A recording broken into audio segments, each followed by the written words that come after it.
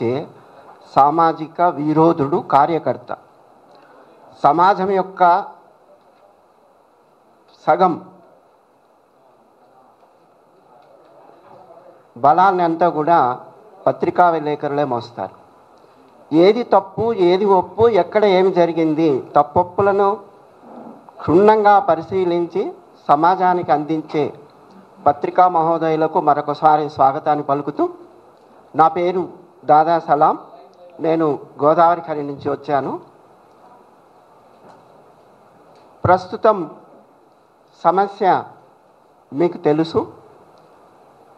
మాకంటే ఎక్కువగా విలేకరు మిత్రులకు ఈ విషయం మీద ఇక్కడ ఎందుకు ఈ తల్లిదండ్రులందరూ సమావేశమైనారనేది విషయం తెలుసు. చిన్న నిమిషంలో ఒక ఉపద్ఘాతం ఇచ్చి విషయాన్ని మళ్ళీ చెప్పేస్తాం. సూచన ఏంటంటే, తల్లిదండ్రులందరికీ కూడా దూర ప్రాంతాల నుంచి వచ్చారు. ఆర్థిక స్తోమత లేని తల్లిదండ్రులు ఇంకా చాలామంది రాలేదు. కాబట్టి ఉన్న వాళ్ళ వాయిస్ని అందరి వాయిస్గా పరిగణించాలని పత్రికా విలేకరుని కోరుకుంటున్నాం. తల్లిదండ్రులకి ఏంటంటే, మీరు అందరికీ అవకాశం ఉంటుంది, మీరు జాగ్రత్తగా విషయాన్ని వారికి చేరవేయండి. ఒకరు మాట్లాడేటప్పుడు ఇంకొకరు దయచేసి వాళ్ళని డిస్టర్బ్ చేయకండి. ఇది ఒకటి గమనిస్తే చాలు. సమస్య ఏమిటంటే, మామూలుగా మనకి ఒక చిన్న ఉదాహరణతో మొదలెట్టి చెప్పేస్తాను క్షుణ్ణంగా.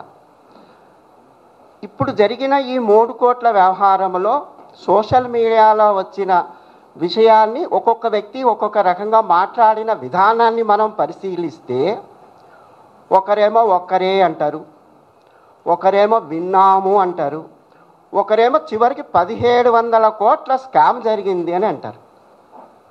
మరి ఏది ఎక్కడ మొదలు, ఆది అంతం అనేది ఉండాలి కదా. ఎక్కడ మొదలైంది ఎక్కడ అంతమైంది అనేది నిరూపించగలగాలి. అభియోగం మోపటం ముఖ్యం కాదు, ఆ అభియోగాన్ని నిరూపించగలగాలి.